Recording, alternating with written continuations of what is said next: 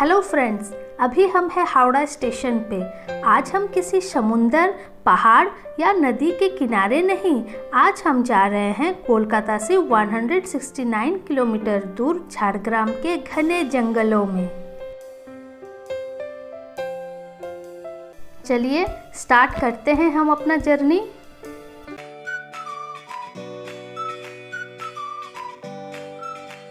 झारग्राम जाने का सबसे आसान माध्यम है ट्रेन से जाना। ट्रेन से आप 2 से 3 घंटे में आराम से पहुंच जाएंगे। हावड़ा से काफ़ी सारे ट्रेन चलते हैं झारग्राम के लिए। इसके अलावा आप बस, कार और बाइक से भी जा सकते हैं।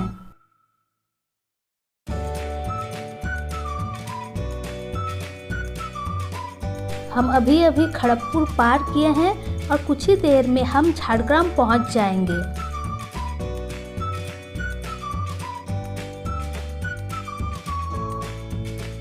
झारग्राम स्टेशन में उतर के 1 नंबर प्लेटफॉर्म से बाएं और चलते ही पार्किंग लॉट है। वहां से हम गाड़ी लेके चल पड़े हैं वेस्ट बंगाल फॉरेस्ट डिपार्टमेंट के कॉटेज की ओर।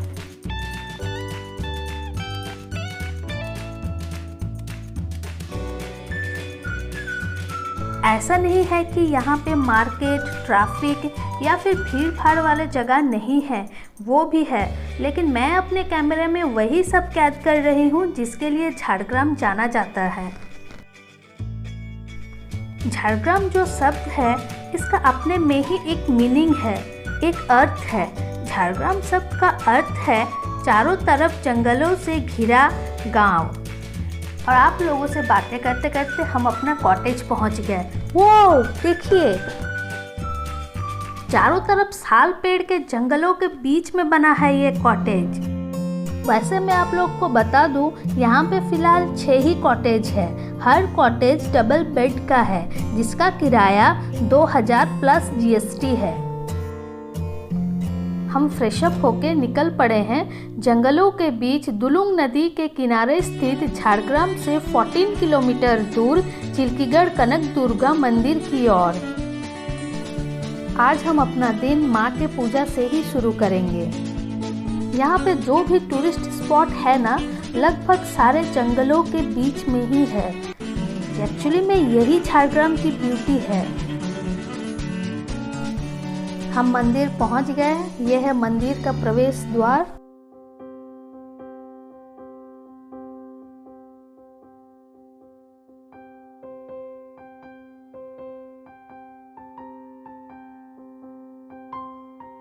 चलिए अंदर चलते हैं। अंदर यहाँ बाएं और पार्किंग है। बाइक से लेके कार, टोटो, बस सभी के पार्किंग का इंतजाम है।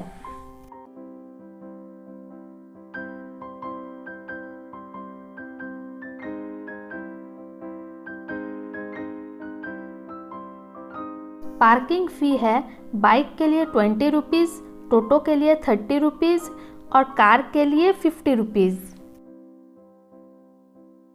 चलिए चलते हैं मंदिर की ओर। जैसा कि मैंने आप लोग को बताया था, ये मंदिर जंगलों के बीच में है। आप देख ही सकते हैं चारों तरफ पेड़ पौधे ही दिख रहे हैं। यहाँ देखिए, इस तरह के नेट लगा के जंगलों के बीच में से रास्ता बनाया गया है। और ये जो आप वाइट कलर से बना सर्कल देख रहे हैं, ये सारे कोविड के लिए बनाया गया है, ताकि प्रॉपर डिस्टेंस मेंटेन रहे। यहाँ पे साल पेड़ के साथ साथ इतने तरह के पेड़ हैं जिसका नाम भी हमें नहीं पता। अब इस पेड़ को ही ले लीजिए। सेब जैसे इतने बड़े बड़े लाल लाल फल लगे हैं। मैंने तो ऐसा पेड़ पहले कहीं नहीं देखा। हम पहुंच गए मंदिर प्रांगण में। ये totally smoking and alcohol free zone है। यहाँ पे पूजा के लिए पूजा सामग्री और प्रसाद ले सकते हैं। चलिए फूल और प्रसाद लेके चलते हैं मंदिर में।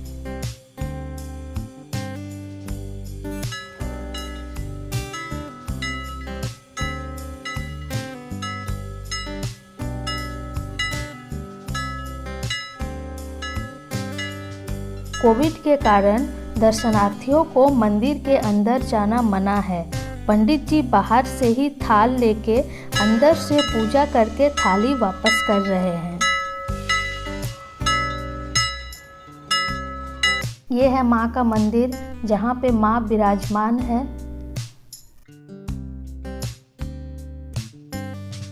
यहाँ पे यज्ञ होता है और यहाँ देखिए, यहाँ पे बलि का कार्यक्रम होता है। प्राचीन काल में इसी मंदिर में पूजा किया जाता था, लेकिन वज्रपात के समय ये मंदिर बीच में से समान भाग में खंडित हो गया। तब इस नए मंदिर का निर्माण किया गया। ये देखिए, ये विशाल वृक्ष देख रहे हैं। मान्यता है कि यहाँ पे किया गया मन्नत देर सवेर जरूर पूरा होता है। यहाँ पे बहुत सारे बंदरों के झुंड है। अगर आपको बंदरों को खाना खिलाना पसंद है तो आपके लिए ये गोल्डन चांस है। लेकिन संभाल के, ये कभी कभी एग्रेसिव भी हो जाते हैं। यहाँ पे पास में ही बच्चों के खेलने के लिए पार्क भी बना है।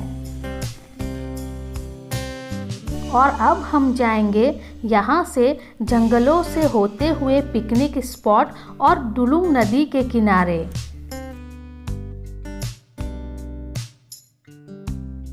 वैसे तो यहाँ जंगली जानवरों का कोई डर नहीं है। ये नेट तो सिर्फ टूरिस्टों के सहूलियत के लिए बनाया गया है। जैसे जैसे हम आगे बढ़ते जा रहे हैं, जंगल और भी घना होता जा रहा है। ये बड़े बड़े पेड़ पौधे इतने घने हैं कि सूरज का रोशनी भी ठीक से नहीं आ रहा।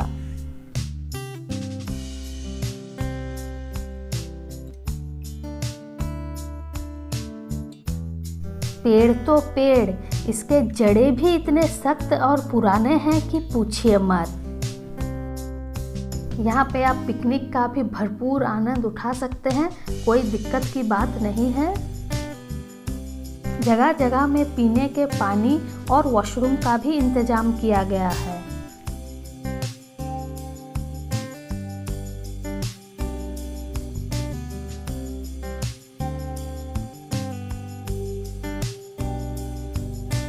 चलते चलते हम आप पहुँचे हैं नदी के किनारे। देखिए, एक तरफ सिर्फ जंगल ही जंगल और दूसरे तरफ नदी का सुंदर बहाव।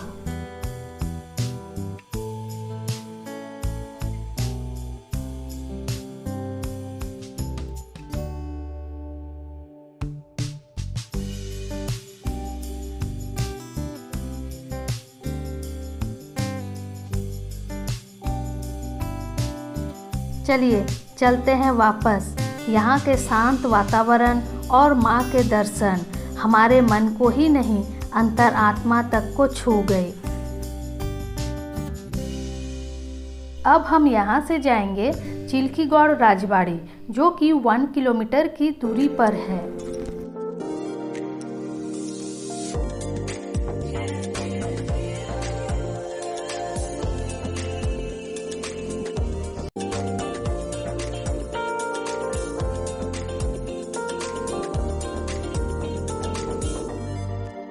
ये है राजबाड़ी का प्रवेश द्वार। चलिए अंदर चलते हैं।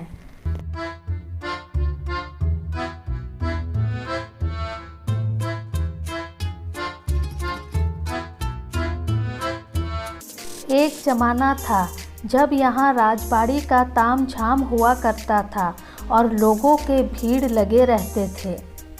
और अब तो बस ये अवशेष ही बचे हैं, बिल्कुल सुनसान और वीरान।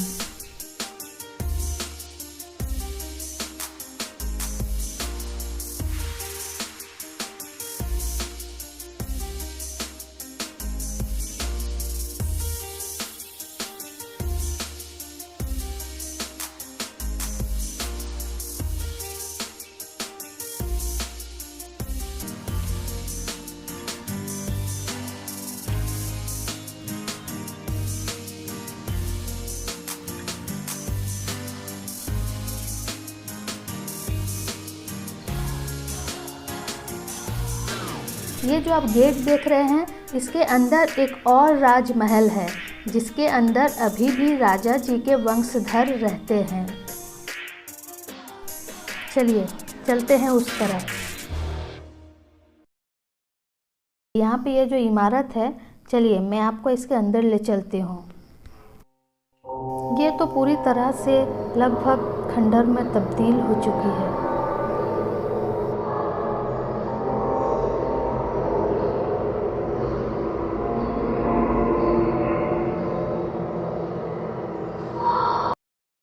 अगर आप चैनल में नए हो तो कीजिए चैनल को सब्सक्राइब और हिट कीजिए बेल बटन को ऑल ऑप्शन के साथ, ताकि आपको नए नए वीडियो के नोटिफिकेशन मिलते रहे। यहाँ पे 3 मंदिर बने हुए हैं। ये जो आप देख रहे हैं, ये शिव जी का मंदिर है।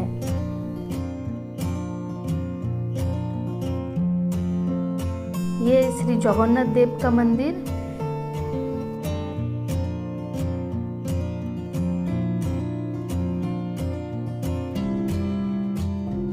और ये राधा कृष्ण जी का मंदिर। यहाँ पे अभी भी पूजा आराधना प्रचलित है।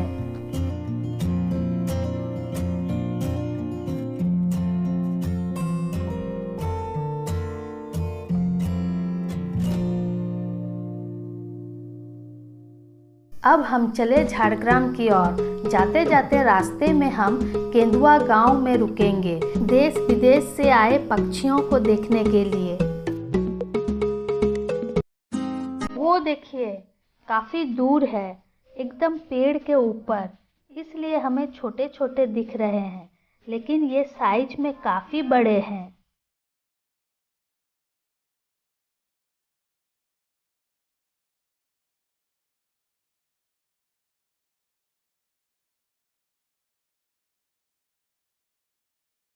वैसे तो आप इन देश विदेश से आए पक्षियों को पूरे साल ही देख सकते हैं, लेकिन ठंड के मौसम में काफी बड़ी संख्या में दिखाई देती है।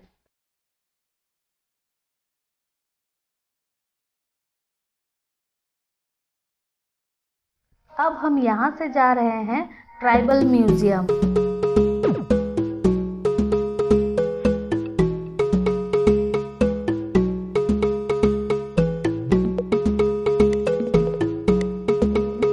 जैसे कि आप जानते हैं, यहाँ हाथियों के झुंड अक्सर दिखाई देते हैं। अगर ऐसा कहा जाए कि ये यहाँ के लोगों के जीवन का हिस्सा है तो गलत नहीं होगा। इसलिए यहाँ ट्राइबल म्यूजियम में हाथियों का छवि भी दर्शाया गया है। इसके साथ साथ आप यहाँ के आदि जनजाति के रहन सहन और उनके जीविका से जुड़े तथ्य को भली भांति देख सकते हैं।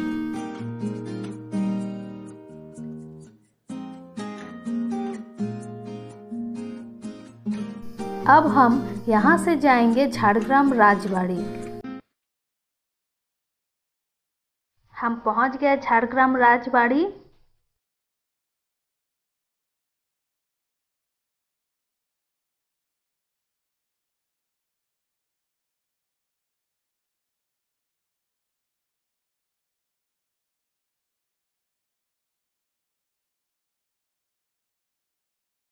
आप यहाँ भी अपना रूम बुकिंग करवा सकते हैं, क्योंकि इस राज पैलेस के ग्राउंड फ्लोर के 10 रूम हेरिटेज होटल रूम में कन्वर्ट किया गया है।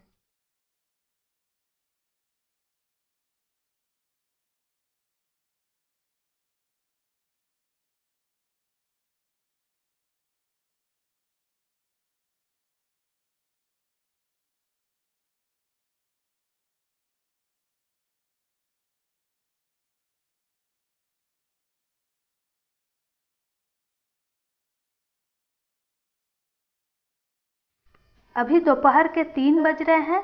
अभी हम यहाँ से जाएंगे झाड़ग्राम के मिनी जू, जिसे डियर पार्क के नाम से भी जाना जाता है।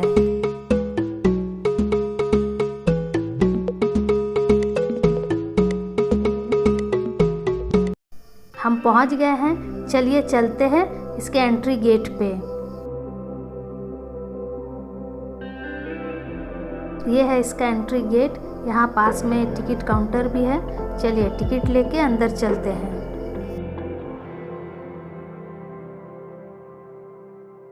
ये जो जू है ये अपने आप में ही अनोखा है। अनोखा इसलिए है क्योंकि देखिए पूरा जंगल एरिया है, ऊंचा नीचा रास्ता चारों तरफ और दूर दूर तक आपको सिर्फ पेड़ ही पेड़ नज़र आएंगे। और इसके बीच बीच में बना इस तरह के पिंजरे, सारे जानवरों को पिंजरे में ही रखा गया है, सिर्फ हिरन यानी कि डियर को छोड़ के। पूरे जंगल के बीचों बीच एक तालाब बनाया गया है और इसके किनारे भिन्न भिन्न जाति के डियर आप लोगों को दिखेंगे। इतने अलग अलग प्रकार के डियर रहने के कारण इसे डियर पार्क भी कहते हैं। हमने यहाँ nilgai, spotted deer, barking deer, tiger, crocodile, bear और ऑस्ट्रिच भी देखा।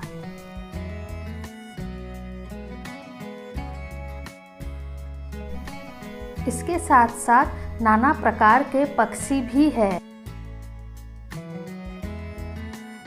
जब आप घूमते घूमते थक जाए तब आप यहाँ बोटिंग का आनंद भी उठा सकते हैं। किराया सिर्फ 20 रुपए। सुहाना शाम, ठंडी ठंडी हवा और जंगल के बीचों बीच बोटिंग करती एक शाम, और क्या चाहिए। फ्रेंड्स, आज के लिए इतना ही। कल हम जा रहे हैं बेल पहाड़ी, तो बने रहिए हमारे साथ एक और नए रोमांच से भरे डेस्टिनेशन को एंजॉय करने के लिए। तब तक के लिए गुड बाय।